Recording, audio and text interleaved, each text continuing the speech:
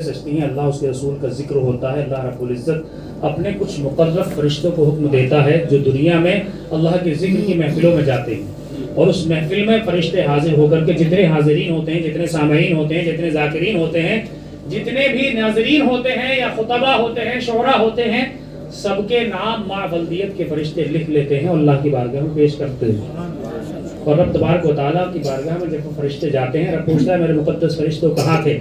فرشتے عرض کرتے ہیں مولا فلاں مقام پر تیرے فلاں بندے تیرے محبوب کا ذکر کر رہے تھے اور کچھ بندے سن رہے تھے۔ تو اللہ فرماتا ہے مقدس فرشتوں میرے بندے میرا ذکر کر رہے تھے، مجھ سے کیا مانگ رہے تھے؟ فرشتے عرض کرتے ہیں مولا تیرے بندے تجھ سے مغفرت مانگ رہے تھے، فراخی رزق مانگ رہے تھے، پریشانیوں سے چھٹکارا مانگ رہے تھے، بیماریوں سے نجات مانگ رہے تھے۔ رب فرماتا ہے فرشتوں گواہ ہو جاؤ، جتنے اس محفل میں حاضر تھے میں نے سب کی ساری دعائیں اپنی بارگاہ میں قبول فرما لی۔ تو یہ محفل میلاد ہے۔ وقتاً فوقتاً اس طرح کی محافل کو سجاتے رہا کریں، اس کی برکتیں حاصل کرتے رہا کریں۔ اللہ کے پیارے حبیب علیہ الصلوۃ والسلام سے عشق بڑھانے کا ایک بہترین ذریعہ ہے۔ حضور کا ذکر کریں، حضور کی مدح سرائی کریں، حضور کی نعت پاک پڑھیں، نعت پاک سنیں، ذکر سنیں حضور کا، اور کثرت سے حضور پاک صلی اللہ علیہ وسلم پر درود پاک پڑھیں۔ جو بندہ مومن یہ چاہتا ہے کہ حضور کا قرب حاصل ہو جائے، حضور کے قریب ہو جائے، حضور فرماتے ہیں کہ دنیا میں جتنا زیادہ مجھ پر درود پاک پڑھتا ہوگا بروز محشر وہ میرے اتنا ہی نزدیک ہوگا۔ آپ چاہتے ہیں کہ اللہ کے رسول صلی اللہ علیہ وسلم سے آپ نزدیک ہو جائیں، قریب ہو جائیں، تو کثرت سے حضور پاک پر درود پاک پڑھیں۔ صلی اللہ علی النبی الامی والہ صلی اللہ علیہ وسلم، صلاۃ و سلام علیک یا رسول اللہ۔ امام بوصیری رحمۃ اللہ تعالی علیہ جنہوں نے قصیدہ بردہ شریف لکھا جس میں حضور پر درود پاک بھی ہے، حضور پر سلام بھی ہے، حضور کی تعریف و توصیف بھی ہے، اور وہ قصیدہ بردہ جس کو یہ شرف حاصل ہے کہ حضور علیہ السلام کی بارگاہ میں وہ قصیدہ مقبول ہو چکا ہے۔ سبحان اللہ۔ ہم لکھتے رہیں، ہم کہتے رہیں، کتنا ہی بولتے رہیں، لیکن یہ گارنٹی نہیں، پتہ نہیں ہمارا کہا ہوا، ہمارا کیا ہوا عمل اللہ کی بارگاہ میں یا رسول اللہ کی بارگاہ میں مقبول ہو رہا ہے کہ نہیں ہو رہا۔ لیکن امام بوصیری کا قصیدہ بردہ وہ قصیدہ ہے، اور آج اسی لیے اتنا مشہور زمانہ ہے، وہ اسی لیے اتنا دنیا عالم میں، دنیا اسلام میں پڑھا جاتا ہے، ہر ملک میں قصیدہ بردہ شریف کو پڑھا جاتا ہے، سنا جاتا ہے، سمجھا جاتا ہے۔ حالانکہ عربی زبان میں ہے، لیکن ہندوستان میں بھی اور دیگر ممالک میں بھی آپ نے سنا ہوگا شعراء کی زبانی سے بھی، مولایا صلی وسلم دائما ابدا علی حبیبک خیر الخلق کلہم۔ یہی وہ قصیدہ بردہ شریف ہے۔ جب یہ مکمل ہو گیا تو حضرت امام بوصیری رحمۃ اللہ تعالی علیہ پر سرکار مدینہ صلی اللہ علیہ وسلم نے کرم فرمایا، خواب میں تشریف لے آئے۔ سبحان اللہ۔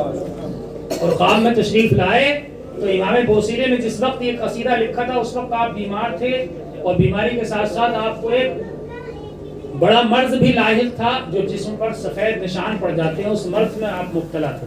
اور قصیدہ بردہ شریف اسی لیے آپ نے لکھا تھا کہ قصیدہ بردہ شریف میں لکھ رہا ہوں، اگر یہ بارگاہ رسالت میں قبول ہو گیا تو اسی کی برکت سے مجھے شفا حاصل ہو جائے گی۔ سبحان اللہ۔ یہ نیت تھی، قصیدہ مکمل ہوا، سرکار خواب میں تشریف لائے، اور آقا دو جہاں علیہ الصلوۃ والسلام نے خواب میں تشریف لا کر کے حضرت امام بوصیری رحمۃ اللہ تعالی علیہ کے جسم پر اپنا مبارک ہاتھ پھیرا۔ سبحان اللہ۔ جسم پر ہاتھ پھیرا تو حضرت امام بوصیری فرماتے ہیں عالم خواب میں دیکھ رہا ہوں سرکار علیہ الصلوۃ والسلام کا دست مبارک جہاں جہاں میرے جسم سے مس ہوتا جاتا ہے وہاں وہاں سے میری بیماری دور ہوتی چلی جاتی ہے۔ سبحان اللہ۔ جسم پر کون سی بیماری تھی؟ سفید نشان جو پڑ جاتے ہیں وہ بیماری، فرماتے ہیں وہ نشانات میرے جسم سے دور ہو رہے تھے، اور سرکار نے جب میرے پورے جسم پر ہاتھ پھیر دیا تو میرے جسم سے وہ بیماری مکمل طور پر غائب ہو گئی۔ سبحان اللہ۔ یہ عالم خواب میں سرکار تشریف لائے ہیں، خواب میں، اور خواب کے بعد امام بوصیری دیکھتے ہیں خواب میں تو آپ کو محسوس ہو رہا ہے کہ میں صحیح ہو گیا۔ آپ فرماتے ہیں کہ عالم خواب ہی میں سرکار نے جسم پر ہاتھ پھیرا اور اس کے بعد ایک چادر مبارک مجھے عطا فرمائی۔ سبحان اللہ۔ اب دیکھیے خواب میں تشریف لائے تھے، جسم پر ہاتھ پھیرا، سمجھ میں آتا ہے جسم سے بیماری دور ہو گئی، سمجھ میں آتا ہے۔ عالم خواب ہی میں، خواب کی حالت میں امام بوصیری کو سرکار نے ایک چادر دی۔ قربان جائیے، آگے سنیے، آپ جھوم جائیں گے۔ امام بوصیری فرماتے ہیں جب میں صبح اٹھا تو جس طرح میں خواب میں محسوس کر رہا تھا میرا جسم صحیح ہو گیا، اسی طرح میں بیدار ہونے کے بعد اپنے جسم کو اچھی طرح سے دیکھتا ہوں، ہاتھ دیکھتا ہوں، چہرہ دیکھتا ہوں، अपने जिस्म के दीगर हिस्सों को देखता हूँ तो मेरे जिस्म पर कहीं भी कोई दाग धब्बा नहीं। सुभान अल्लाह। यानी वो बीमारी पूरी तरह से साफ हो चुकी थी, दूर हो चुकी थी। और साथ ही साथ इमाम बुसीरी फरमाते हैं जो हुजूर ने आलम ख्वाब में मुझे चादर इनायत फरमाई थी, मैं अपने सरहाने देख रहा हूँ, वो चादर मेरे पास रखी हुई थी। सुभान अल्लाह। तो जिंदा है वल्लाह, तो जिंदा है वल्लाह, मेरे चश्मे आलम से छुप जाने वाले। तो सरकार जिसको ख्वाब में जो कुछ दे दें तो वो चीज बेदार होने के बाद मौजूद रहती है। और मजीद इमाम बुसीरी फरमाते हैं जिस आरामगाह पर, जिस घर में मेरे हुजूर तशरीफ लाए थे ख्वाब में, मेरी जिंदगी भर उस कमरे से, उस घर से हुजूर की आमद की खुशबू नहीं गई। सुभान अल्लाह। वो खुशबू हमेशा आती रही। और ऐसी खुशबू लोग कहते हैं कि कभी मुझको अंबर में भी ऐसी खुशबू नहीं आई, दुनिया के किसी इत्र में ऐसी खुशबू नहीं पाई जैसी खुशबू इमाम बुसीरी के उस कमरे से आया करती थी। सुभान अल्लाह। हुजूर की अजमतें हैं, जितना जिक्र किया जाए, जितनी तारीफ व तौसीफ की जाए वो कम है।